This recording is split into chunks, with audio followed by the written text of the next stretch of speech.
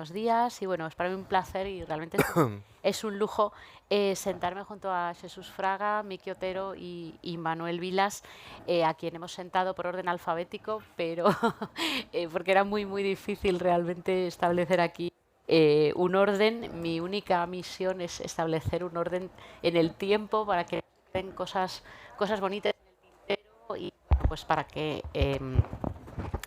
para poder también preguntar curiosidades en esta charla titulada Itinerarios del pasado. Y bueno, el tema en general es un poco pues eso, cómo traer el pasado al presente, cómo la literatura es ese vehículo para crear los itinerarios, cómo confluyen la historia personal y la colectiva. Y bueno, no siempre va a ser una historia autobiográfica, pero digamos que bueno, un poco quizá el tema general sí es esa historia personal, biografía que a veces es real y a veces no, y bueno, un poco en torno a eso va a girar la charla. Presento muy brevemente, porque ya están las biografías en el programa, pero bueno, recordad que Jesús Fraga es, viene un poco del mundo del periodismo, aunque también ha traducido y trabaja como redactor y locutor en Radio Voz Lugo, también presenta ahora el espacio cultural Biblioteca Galega y el programa de la televisión gallega Libro Aberto, y ha publicado relatos y bueno, recibido el Premio Nacional de Narrativa en 2001 por Virtudes, otorgado por el Ministerio de Cultura y Deporte. Virtudes e Misterios, en gallego y en español.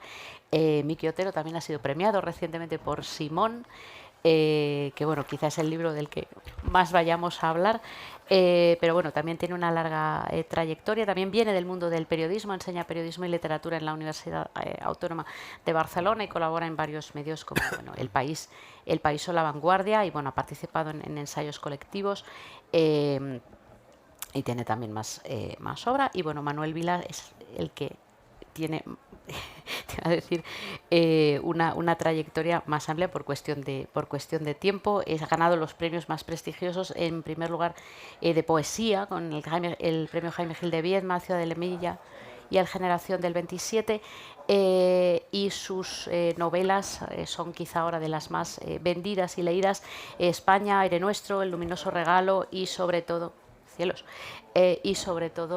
Ordesa. Yo os quería preguntar primero, entre este tema de la historia y de la persona, o sea, la historia personal, lo biográfico, no necesariamente autobiográfico, ¿cómo salta la chispa de la escritura? En el sentido de, ¿está primero la biografía o la autobiografía que queréis contar y se convierte en novela y no en diario o en poesía o en otra cosa?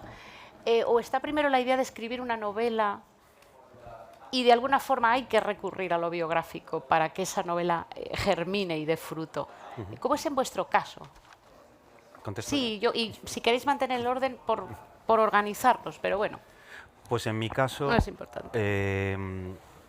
Era una pregunta que a mí me perseguía desde hacía muchos años. Yo nací en Londres porque mi familia había emigrado allí, y cuando tenía 5 años nos volvimos a Galicia. Y durante muchos años la pregunta que yo me hacía era: ¿cómo habría sido mi vida si en vez de volver con 5 años nos hubiésemos quedado en Inglaterra? ¿Qué tipo de persona sería? ¿Qué tipo de educación habría tenido? ¿Quiénes serían mis amigos? ¿De quién me habría enamorado? ¿Cómo sería la vida de mis padres?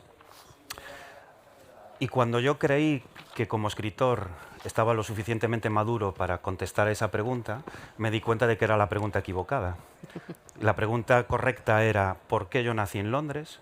Porque mis padres habían emigrado. ¿Y por qué mis padres habían emigrado? Porque antes había emigrado mi madre. ¿Y por qué emigró mi madre? Porque antes había emigrado la suya, mi abuela, que es mi madre y mi abuela están en la portada del libro, que ya es un mensaje muy explícito, ¿no? ¿Por qué emigró mi abuela a Londres? Una mujer que ya tenía 30 y pico años, que tenía 3 hijas, que no tenía ningún tipo de formación más allá de haber dejado la escuela con 13 años para ponerse a trabajar, porque su marido, mi abuelo, había emigrado a Venezuela con la promesa de hacerse rico y de mandar dinero, y cuando habían pasado 5 años ni se había hecho rico, ni había mandado nada de dinero, y además desapareció. Y eso obligó a mi abuela a emigrar a su vez. De toda esa cadena de acciones, omisiones, aciertos, errores, aparece mi punto de partida en este mundo, ¿no? Y a tratar de explicar y tratar de entender yo las implicaciones de toda esa cadena, pues es lo que he intentado hacer a través de la literatura. En tu caso, bueno, Simón no es autobiográfico, pero hay más obra también Sí, y lo parece. no es autobiográfica, pero al hilo de lo que decía Jesús, todo esto que está explicando sí que tiene que ver con pues con la primera necesidad, la primera pulsión de cuando pensé que yo pues no tendría otro remedio que escribir, cosa que empecé a hacer a una edad muy temprana. Y que tenía que ver no tanto con los libros que leía cuando era un niño, sino con ciertas apariciones muy novelescas, porque mis padres son de Galicia, evidentemente toda mi familia emigró a América, y entonces yo estaba, por ejemplo, en agosto de vacaciones, sonaba el teléfono, yo tenía quizás 7, 8 años, descolgaba el teléfono y escuchaba: no me conoces de nada, soy tu primo. Es una especie de aparición entre de cuento de fantasmas o dickensiana o como quieras, y era un primo porque era parte de una familia, era un esqueje diferente de una familia, de algún antepasado mío que había vivido ahí. Y me empezaron a fascinar estas historias, ¿no? Estas historias de gente que regresaba a veces a la aldea y lo hacía sin nada más allá de la ficción que se inventaban de lo que habían vivido allí. Es decir, de algún modo yo aprendí que se podían camuflar ciertas miserias a través del celofán como de la ficción, ¿no? De las historias que tú explicabas. Y entonces a mí me fascinaban mucho más que los libros o que los dibujos animados todas esas historias. Yo recuerdo la historia de un tío abuelo mío que se coló, perdió una partida de cartas y se había apostado las vacas. Y tenía tanto miedo de volver porque le iban a meter una bronca tremenda que se coló de polizón en un barco pensando que iba a Cuba. Apareció en Nueva York, cuando le hicieron la inspección en los ojos para ver si tenía tracoma, les empezó a hablar en gallego, no entendía nada. Luego volvió de allí hablando en un sospechosísimo acento italiano, en un gallego con acento italiano, y nos enteramos con el tiempo de que había trabajado en las atarazanas con Lucky Luciano, con el mafioso. Ay, madre. Todo esto empezó como a completar como una necesidad de fabular a partir de explicar leyendas con una base de realidad. Recuerdo que tenía otro tío que volvió de La Habana un poco demente y pensaba que seguía allí, en un hotel. Entonces estaba en la casa de la aldea rodeado de campo, con una campanilla y llamaba al servicio, al servicio de habitaciones, ¿no? Iba siempre como muy elegante, como con un terno, con un traje de lino blanco, con el que pastaba por el prado a las vacas, con lo cual acababa perdidísimo. Y todas estas historias, estos primos que se aparecían de repente, estas historias delirantes, es verdaderamente la primera chispa del incendio de por qué quiero escribir, mucho más incluso que los primeros libros que leí. Bueno, pues yo tengo dos novelas autobiográficas que son Ordesa y Alegría, que es esa que está traducida, las dos están traducidas al alemán. Y yo empecé a escribir literatura autobiográfica pues después de mayo del 2014, porque en mayo del 14 muere mi madre. En ese momento ya veo el adiós a toda la familia en donde yo había sido hijo. Entro en una especie de convulsión moral donde el dolor es importante. Me doy cuenta de una cosa terrible, que es de que yo quería profundamente a mi padre y a mi madre y que no había sido capaz de haber dicho ese amor mientras ellos estaban vivos. Esta maldición me reconcome. De repente aparecen un montón de recuerdos que yo no sabía que tenía, y esto lo provoca la muerte de mi madre, recuerdos de una precisión espeluznante del pasado, de mi pasado familiar, ¿no? De cuando yo era un niño, ¿no? Aparecen un montón de preguntas que yo no hice, y la manera que yo tuve de gestionar toda esta especie de vendaval emocional fue haciendo lo único que sé hacer en esta vida, que es escribir. De modo que aterricé en la narración autobiográfica de una manera de lo más natural, ¿no? Es decir, ¿qué sentido tenía yo como escritor que me inventara ninguna historia cuando la historia fundamental de mi vida se me estaba revelando con una intensidad apabullante, ¿no? Y entonces me dediqué, pues empecé a escribir sobre las cosas que había vivido de niño, ¿no? Que, por ejemplo, yo estaba muy obsesionado con contar las disfuncionalidades, yo creía disfuncionalidades de mi familia, ¿no? Porque se me apareció de una forma muy nítida. Una de las más asombrosas que aparece en Ordesa fue la relación que mi padre tenía con su automóvil, ¿no? Que yo creía que eso era una disfuncionalidad peculiar y particular de mi padre que en modo alguno era extensible a ninguna familia más, porque yo viví una infancia presidida por la omnipotencia del automóvil mi padre era viajante de comercio, era su herramienta de trabajo, y en mi casa éramos mi padre, mi hermano, mi madre, el automóvil y yo, que formaba parte de la familia. Con este orden. Sí, sí, sí. Por este orden. Y yo vivía, bueno, yo había visto domingos en donde mi madre decía a mi padre, vamos a tal sitio, un domingo. Y mi padre decía, no, allí no podemos ir porque no hay sombra para el coche. Esto era así. Sí. Pues ya va a ser justo una pregunta, bueno, igual os parece una ingenuidad, ¿no? Pero en esta escritura tan biográfica, es decir, no solo se hacen públicas cosas vuestras, sino también de la familia, ¿no? Entonces, es decir, ¿cómo se lo toman? En tu caso, pues salen tus hijos, no tus padres, pero o tu madre, o y no sé, primo, cosas que has contado, es decir, no sé si tenéis alguna anécdota, porque es decir, claro, en estos universos tan biográficos, pues claro, sale más gente, ¿no? Y entonces, no sé, yo tengo curiosidad por ver eso en vuestra casa, ¿qué dicen con estos libros?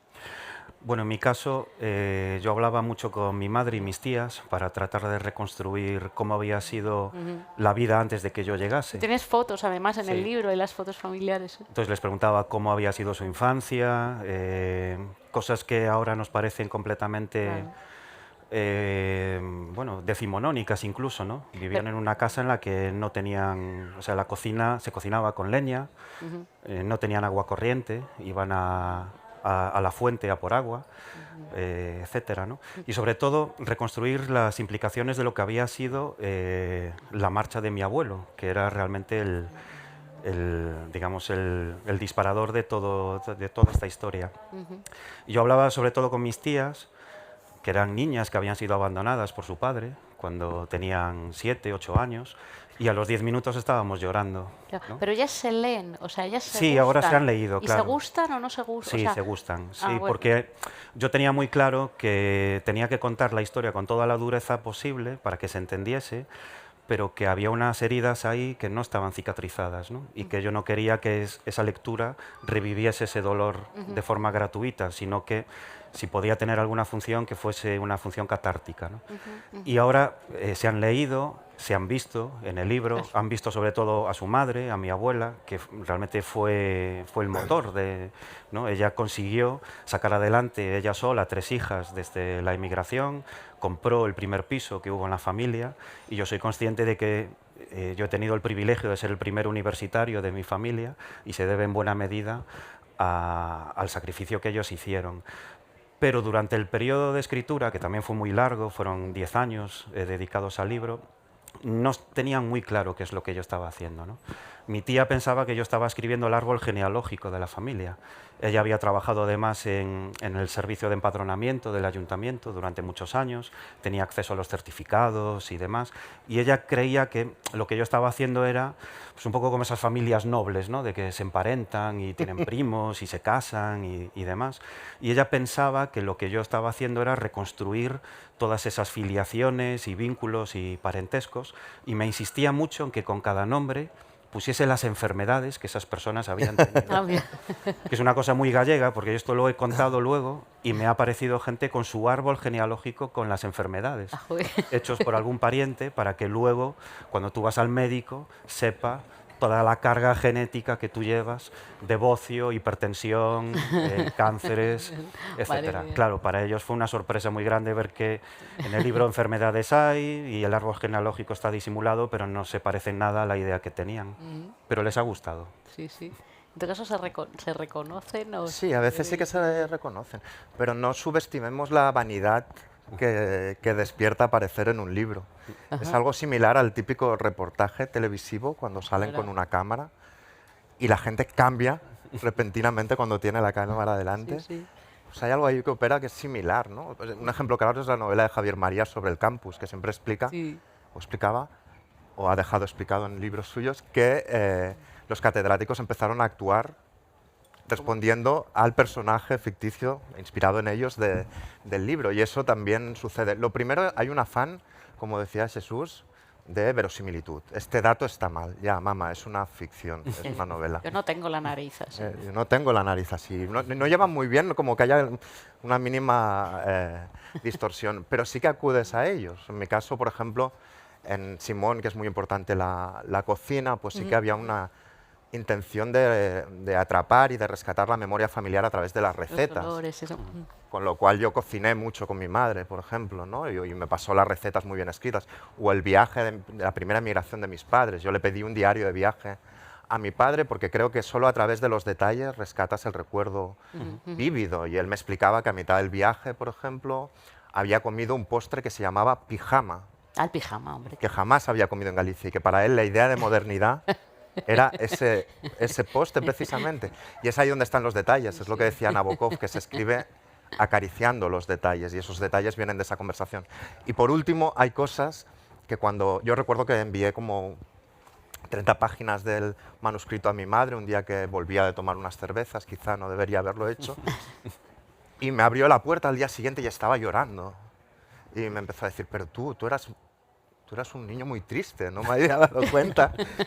Y luego pasó a negociar como quien negocia un contrato, algo que yo consideraba absolutamente irrelevante, un personaje con muy poco peso en la novela, que era una vecina nuestra, siento decirlo aquí, estamos muy lejos, pero una vecina nuestra que estaba liada con un sacerdote del barrio. Y estuve negociando esto, era lo que más le preocupaba. Claro. Estuve negociando con ella cómo decirlo. ¿Se entendían? ¿Es suficiente, mamá? ¿Puedo poner que se entendían hablaban, bien? Se hablaban. Dice, se conocían. Y yo, bueno, mamá, en la Biblia conocerse Eso. quiere decir otra cosa, quiere decir irse a la cama, ¿no? Y hubo una negociación casi como de contrato. Pero al final ellos están terriblemente orgullosos, digamos, de que una vida no memorable, una vida que debería abocarse, digamos, al anonimato y al olvido y a la amnesia, acabe recogida en un libro, incluso aunque algunas cosas les chirrían o no les gusten, ¿no? A mí me pasó en realidad que gente que la confluencia de muchos lectores, cuando yo publiqué Ordesa en España, muchos lectores venían a contarme que creían salir en la novela por lo que la novela contaba de mi familia. Si no inspiraba, no me preguntaban nada de mi familia, sino que por ejemplo, lo que antes no lo acabo de contar, lo del automóvil, yo creía que esa era una disfuncionalidad de mi padre y cuando publiqué la novela, pero no sé, muchísimos lectores me decían, mi padre era como el tuyo. Es decir, mi padre, si no dejaba el coche en la sombra, sufría toda la familia, ¿no? Entonces empecé a vivir, o sea, yo incluso llegué a pensar que la península ibérica a principios de los años 70 eran 30 millones de españoles dando vueltas por la península ibérica buscando sombra para el coche, ¿no? por el grado de... Que sí, sí. ¿no? Y entonces empecé a asistir, decir, no, mi padre estábamos comiendo y el coche lo había dejado al sol porque estábamos comiendo y estaba mirando por la ventana y cuando se iba uno que lo tenía dejaba el segundo plato y se iba a cambiar el coche. Entonces era la enorme confluencia de haber pintado una familia que, como dice Miki, en realidad su historia estaba destinada al olvido, que era una familia de clase media baja, que esa era una de las cosas maravillosas de la literatura, que es la posibilidad de redimir a una familia de clase media baja, darle un estatuto literario y darle una fuerza dramática y presentarla. Y en esa historia, de repente, miles de lectores se ven reflejados y creen que su familia, Eso, creen claro. con certeza que su familia tiene asiento en la misma novela. Y una cosa que me pasó, que esa con la cual yo creo que cuando me muera iré directamente al cielo, fue esto. Yo estaba firmando, la cuento en un minuto, estaba No, firmando novelas, o sea, estaba firmando en la Feria del Libro de Madrid y vino un chico de unos 40 y tantos años con un ejemplar de Ordesa totalmente subrayado, con anotaciones, con post-it en toda la novela, y me deja la novela para que se la firme, pero se echa a llorar. Empieza a llorar de una manera tremenda, ¿no? No había manera de que dijera palabra. Entonces la librera que estaba a mi lado se acerca con una vio que él tenía una dificultad para hablar, se lo llevó a una parte y le dijo, mira, estás viviendo un shock emocional, escribe aquí lo que quieras que el escritor te ponga en la dedicatoria. Entonces vino con el papel, estaba en un shock y no decía palabra, estaba todo el rato llorando, entonces vi lo que ponía en el papel y lo puse en la novela. Y era para consuelo, para que le coja el teléfono a mamá, ¿no? ah, qué bonito. Entonces, luego me enteré que le pasaba a este chaval, que es que su hermana y su madre no se hablaban. Ah, Entonces utilizó mi novela qué bonito. para desbloquear eso, ¿no? Y funcionó. Ah, qué bien, funcionó. Qué bonito, qué bonito. No, es muy bonita esa idea, cómo convertís, bueno, lo habéis dicho, una vida que es insignificante, bueno, todas, ninguna es insignificante, ¿no? Entonces quería preguntaros un poco, ha salido el tema, pero no del todo, como por la composición, o sea, el otro día hablamos de estilo, y dice, no, estilo se queda corto, o sea, ¿cómo, cómo trabajáis ya lo que sería más el tema de la composición, de la estructura y, bueno, de lo que sería vuestro estilo que bueno está marcado por vuestros propios itinerarios. En vuestro caso estábamos hablando antes del tema del gallego, del escribir en dos lenguas. Bueno, no sé si tú escribes en dos lenguas también, pero tienes la traducción quizá un poco por ahí. En realidad venís más del mundo del periodismo que de la filología quizá ortodoxa o de la teoría de la literatura, donde ya como que lo primero que viene con el comentario de texto puesto. Manuel, yo sé que vienes más de la filosofía. ¿Cómo o igual no tenéis ningún sistema, ¿no? Pero ¿cómo convertís esta historia insignificante o cómo la trabajáis ya en lo que sería más en términos de composición, ¿no? De lenguaje, de estructura, de organización del material, de que, o sea, no tanto los detalles ya finos, sino un poco, porque imagino que también el material es inmenso, ¿no? Entonces luego cada uno también tenéis un estilo muy, o sea, muy personal, que eso es lo que hace que esa historia quizá insignificante sea especial, ¿no? O bien lo poético, o el lenguaje muy cotidiano, o el toque gallego, no sé, ¿no? ¿Cómo trabajáis si es que sois conscientes o lo hacéis de una manera metódica, de alguna manera? Sí, yo antes dije que invertí entre 10 y 12 años en el fíjate. libro y realmente de todo ese periodo, escribir fueron los últimos 5 más o menos. Pero es Los mucho. primeros 5 fue buscar cómo contar esa historia, ¿no? Y fueron muchísimas páginas que tiré a la papelera, muchísimas veces que estuve a punto de tirar la toalla, probaba con todo tipo de ideas. Una de las más locas que tuve fue utilizar el plano del Metro de Londres como soporte estructural del libro. Cada línea sería un personaje. Personaje. Ah, Mi vale. abuela sería la línea roja, que es la línea central. El rojo es el color del corazón y de la sangre. Yo sería la línea amarilla, que es la línea circular, porque siempre estaba dando círculos, ¿no? Sin llegar a ninguna parte, siempre dando vueltas en torno a lo mismo. Las estaciones con correspondencias de línea serían capítulos compartidos. Afortunadamente deseché esa idea porque me habría conducido a la locura, pero sí dejó una semilla ahí que me ayudó, ¿no? a dividir y a estructurar todo el material. Entonces, por un lado había los recuerdos míos, ¿no? Es un libro escrito desde el recuerdo, pero también otras voces, y eso al final acabó confluyendo desde distintos soportes, ¿no? Por ejemplo, mi madre llevó un diario de sus primeros años en Londres y tuvo la gran generosidad de compartirlo conmigo. Ella durante esos años también me obligó a mí a llevar un diario. Cuando yo tenía 5 años ya escribía Bueno, un diario. Hacía un dibujo y una frase, ¿no? madre de lo que mía, había hecho ese efectivamente. día. Y eso me ayudó a mí también para recuperar, ¿no? esa infancia desde un punto de vista más documental, ¿no? A mí me gusta mucho el chocolate, esos tronquitos de chocolate de Cadbury, ¿no? Que se llaman sí. flakes, que en Inglaterra se ponen en los helados. Y durante un tiempo yo había mitificado ese recuerdo, ¿no? Pensaba que lo estaba edulcorando, y nunca mejor dicho, ¿no? Y veía en él como una especie de Magdalena prustiana que me llevaba a mi infancia, pero no estaba seguro de si lo estaba exagerando o no. Hasta que encontré en ese diario mío con 5 años una entrada en abril que ponía Today I ate an ice cream, ¿no? Porque mi diario además lo llevaba en inglés. Claro. Y ahí aparezco yo dibujado con un helado y un tronco de chocolate que ocupa la mitad de la hoja, ¿no? Qué bueno. Y como ese material, pues muchos otros, ¿no? Algunos más periodísticos, más de contexto. Por ejemplo, yo explico cómo mi abuela para emigrar necesitaba un pasaporte, pero en la España franquista necesitaba la autorización de su marido Claro. para poder tener un pasaporte, Claro. ¿no? Porque las mujeres ni siquiera podían tener una cuenta corriente propia sin la autorización del marido. Y como mi abuelo estaba desaparecido en Venezuela, falsificaron la firma para que ella pudiese viajar, ¿no?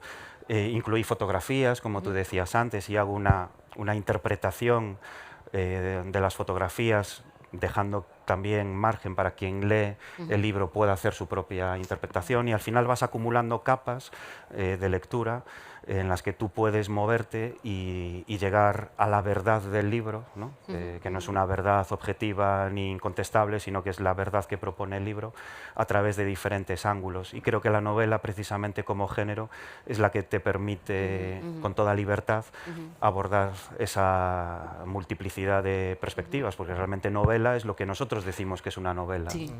Sí. Sí, yo creo de hecho que la novela es como ese macrogénero híbrido que es el único que a través del lenguaje puede atrapar la calidad de la experiencia y todas sus contradicciones. Y eso solo se logra con un uso promiscuo y muy diverso del lenguaje. Una novela no se puede construir solo con materiales nobles o aristócratas, tiene que tener el oído en el bar, en la calle. Hay una frase muy bonita de un músico de Barcelona que se llamaba El Gato Pérez, que decía que las 3 palabras claves para la sabiduría o para la vida plena son biblioteca, calle y atalaya. Qué bonitas. Es decir, calle porque tienes que estar en la calle conociendo cómo funciona el mundo, biblioteca porque te da una comprensión mayor del mundo y de otras realidades, atalaya porque lo tienes que mirar todo desde arriba con una cierta distancia. Y materiales todos. Aquí Jesús dice que llevaba ya un diario a los 5 años. Yo era un novelista a los 5 años. Es mi época de mayor gloria literaria. Ganaba todos los certámenes de mi colegio. Y tenía un personaje, mi mejor personaje sin duda, que se llamaba Sabanito. No sé cómo traducirán Sabanito. Sabanito. ¿De quién? Sabanito, que era un fantasma dandy. Ah, qué bonito. Ah, Sabanito. Entonces, porque cada vez que se presentaba en casa lo hacía con una sábana diferente, muy planchada, muy tal. Y ahí tenía una larga serie de relatos. Y luego tenía mi primera novela rusa a los 5 años y medio, titulada El oso, que era una novela muy, muy melodramática y eran 2 osos despidiéndose justo antes de irse a dormir, a hibernar. Toda la novela era esos 2 osos diciéndose de todo a la cara, entre me da mucha pena separarnos 6 meses o diciéndose cosas muy impertinentes justo antes de irse a dormir. Y la novela acababa cuando se quedaban dormidos. Le hice la portada y todo. Qué maravilla, qué y todos estos materiales, evidentemente Simón no es una novela autobiográfica, pero para generar esta especie de niño absolutamente intoxicado por la literatura, pues recurría a ese otro niño que más o menos me sonaba. Los libros misteriosos. Que era yo, pero creo que al final es importante lo que dices y cómo lo dices. A mí Juan Marcé una vez me explicó una anécdota, la explico también en un minuto muy breve, que lo estaban entrevistando en Venezuela, en una televisión, y le dijeron esa pregunta que todos los escritores tememos. ¿Qué es más importante? La forma. ¿El fondo o la forma? Y él contestó, el fondo. Porque por muy bien que expliques un chiste, por ejemplo, si el chiste no es bueno, no hará gracia. Lo importante es lo que tiene que decir el escritor. Entonces acabó la entrevista, se iba al camerino y le dijeron, señor Marcé, perdone, no se ha quedado grabada la entrevista. ¿puede usted regresar? Tenemos que grabarla entera otra vez. Se fue desarrollando la entrevista y llegaron a la pregunta clave y le preguntaron, ¿qué es más importante? ¿El fondo o la forma? Y contestó, la forma. Claro. La forma, porque es evidente que aunque el chiste sea bueno, si no lo explicas bien, no la gracia. Y yo creo que estas preguntas de cómo trabajamos nuestros materiales son interesantes, Sí, es evidente, sí.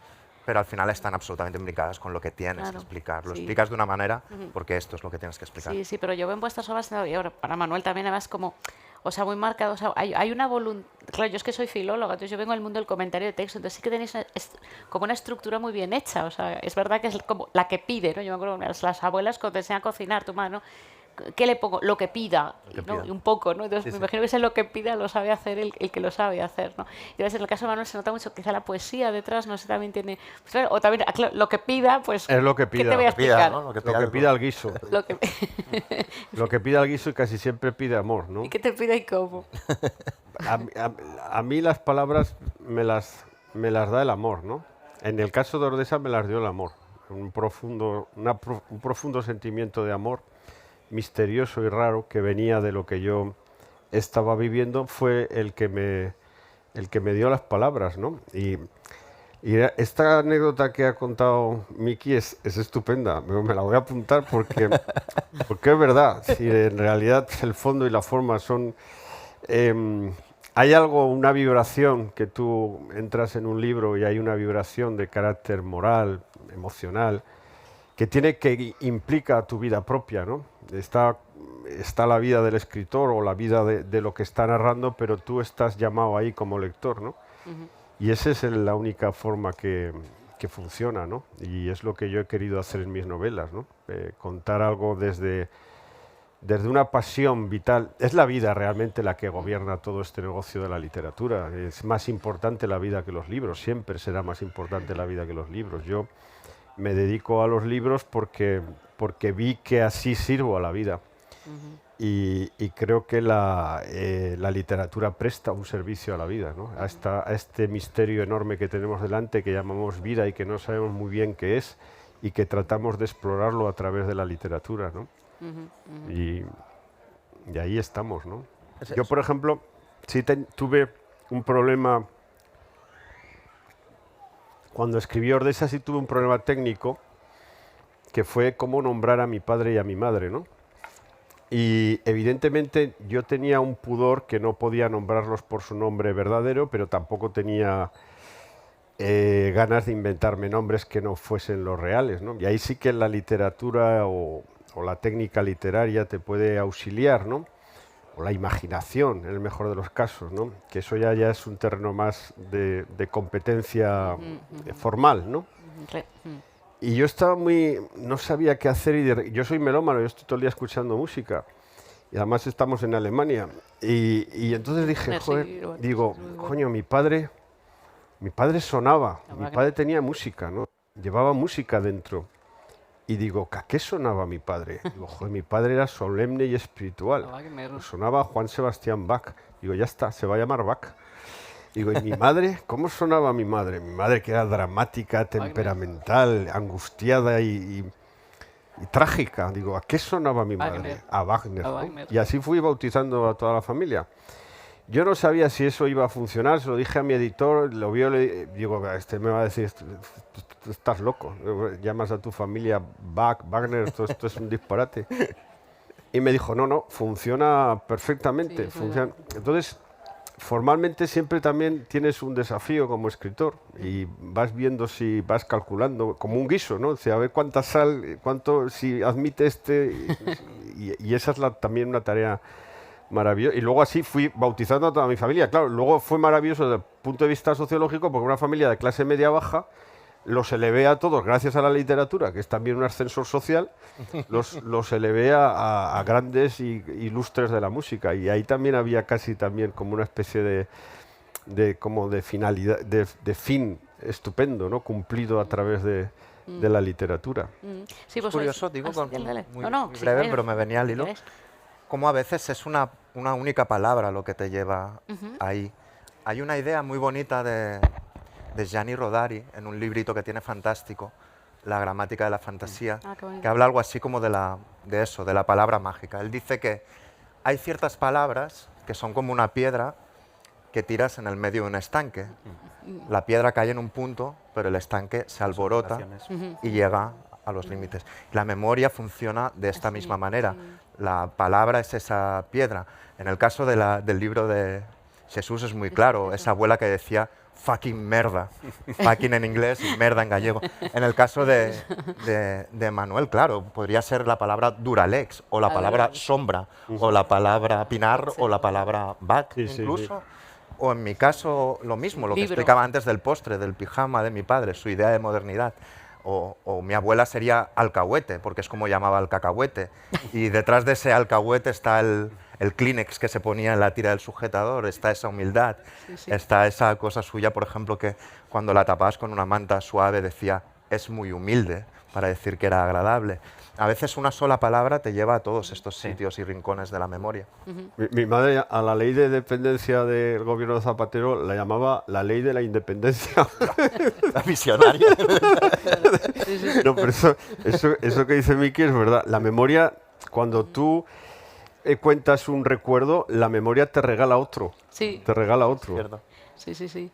Muy generosa la memoria. Sí, yo sé decir que, bueno, ha salido un poco, le estaba diciendo también, el tema de la música, el tema de los libros, el tema de otras voces, ¿no? Entonces, la pregunta que os había mandado era un poco a quién os habría gustado, o sea, un poco escritor de cabecera o personaje de cabecera, o a quién os hubiera gustado tener sentado, tengo yo aquí, para preguntarle cosas y para verlo y para, bueno, pues decirle, bueno, ¿cuánto me o no sé, porque en los libros eso se nota y lo estáis diciendo constantemente, que podemos ampliar a músicos, a personajes, es decir, ¿a quién os hubiera gustado o quién os ha inspirado en vuestro libro, aparte de que los que decís explícitamente? A mí Wagner me daría un poco de miedito, pero ¿a quién os hubiera gustado tener sentado al lado aquí en Frankfurt? Si pudiera el fantasma con la sábana. ¿A quién? Manuel, por supuesto. ¿Quién viene? Bueno, no, de fantasía, de sabanito. ¿A quién, si pudiéramos tener la sábana mágica, quién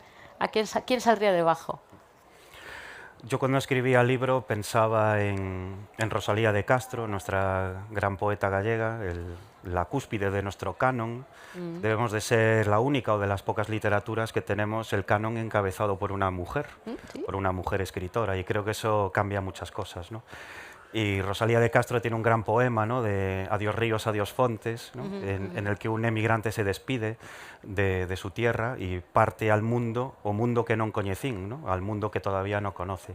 Encontré el espejo de ese poema en El léxico familiar de Natalia Ginzburg, que me ayudó mucho también en la escritura de mi libro.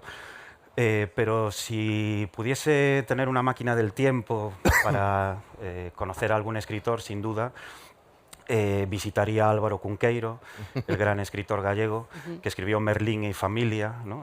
Ese libro maravilloso en el que el mago Merlín se afinca en Galicia, en Mondoñedo, muy cerca del lugar de origen de la familia de Miki. Y yo, que venía de Inglaterra y para mí el mundo artúrico era una referencia, encontrarlo en el mundo literario gallego fue como esa conexión, ¿no?, esos dos cables que juntas y salta la chispa y que todo tiene sentido, ¿no? Pues lo visitaría con la máquina del tiempo y nos iríamos a la Edad Media a conocer a los trovadores galaico-portugueses que escribían sus cantigas de amigo a sus mozas enamoradas y se bañaban en el mar Atlántico con ellas. Me encantaría sumergirme yo también en esas olas.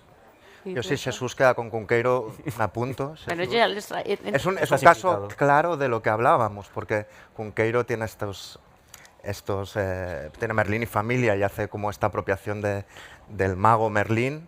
Y yo, desde pequeño en Mondoñedo, había un personaje que era un librero del pueblo que se creía el mago Merlín y paseaba por el pueblo disfrazado del mago Merlín. Iba siempre a su librería y yo, cuando era pequeño, pensaba que era efectivamente el mago Merlín, que era él. Me da un miedo terrible, por cierto. No me puedo extender más, pero podría con este.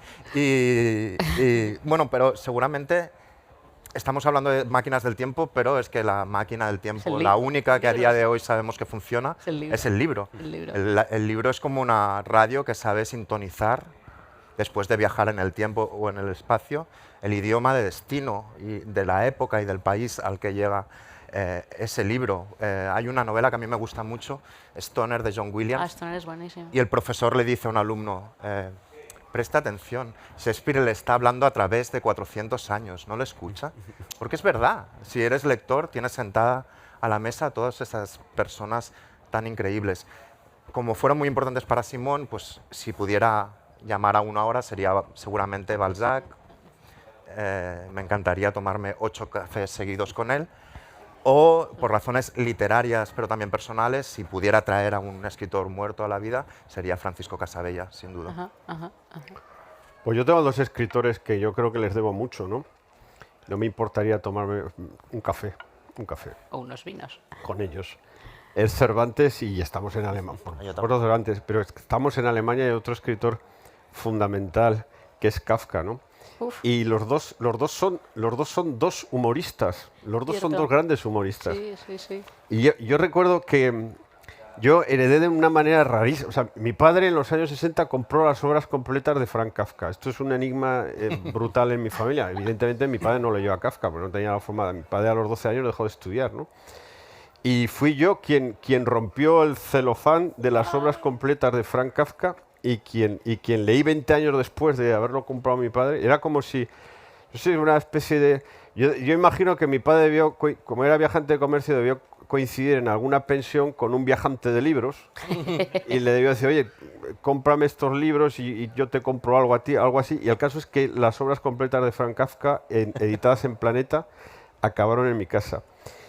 Y yo leí a Kafka me leí la obra completa de Kafka en Teruel, que eso también Bueno. tiene, en un pueblo de Teruel, que resultó kafkiano. Menuda porque fusión. yo entonces trabajaba de profesor de literatura y me mandaron a un pueblo de Teruel y yo allí descubrí a Kafka en los libros heredados de mi padre. Todo tenía una... Sí.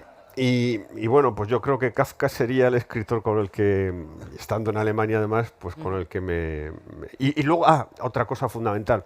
Kafka tiene, en los diarios dice, la alegría es una obligación. Y yo titulé la segunda novela Alegría. autobiográfica, la titulé Alegría, Amigo. recordando esta frase de Kafka, es decir, la alegría es una obligación. También vinculada a un poeta español que está en la exposición, que es José Hierro, que tituló un libro Alegría, en donde él dice, llegué desde el dolor a la alegría, que también es en la misma idea que lo dice Kafka, ¿no? La alegría como obligación desde el dolor, ¿no?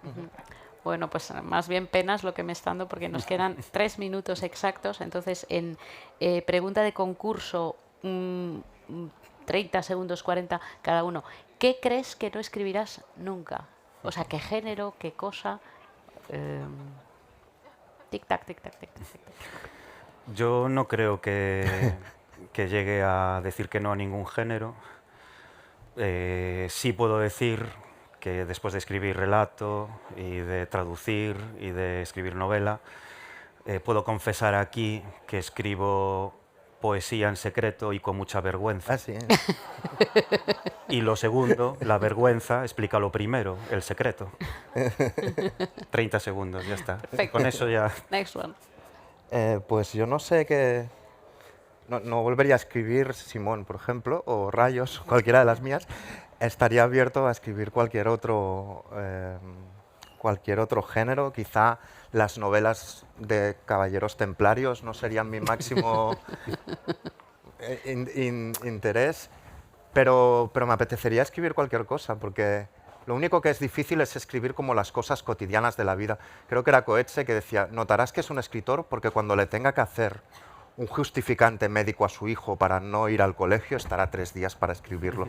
Pues yo, por ejemplo, soy muy malo haciendo los justificantes de mis hijos, pero el resto de géneros y de novelas no me importaría, Muy bien. me importaría escribirlas o explorarlas. Pues fíjate, estamos aquí en Frankfurt con la literatura española. Un tema clásico de la literatura española del 16 es el hambre, ¿no? El tema del hambre que está en el Lazarillo y en muchas novelas picarescas, el hambre, ¿no? Pues el hambre sigue, pues por hambre, yo he escrito todos los géneros literarios. Yo he escrito periodismo, he escrito novela, he escrito artículos, he escrito ensayos, solo me falta escribir teatro. De modo que yo lo que nunca escribiría es contra la vida. esto sí que nunca escribiría contra la vida. Bueno, pues llévense los libros. ¡Qué minutos! Fenomenal.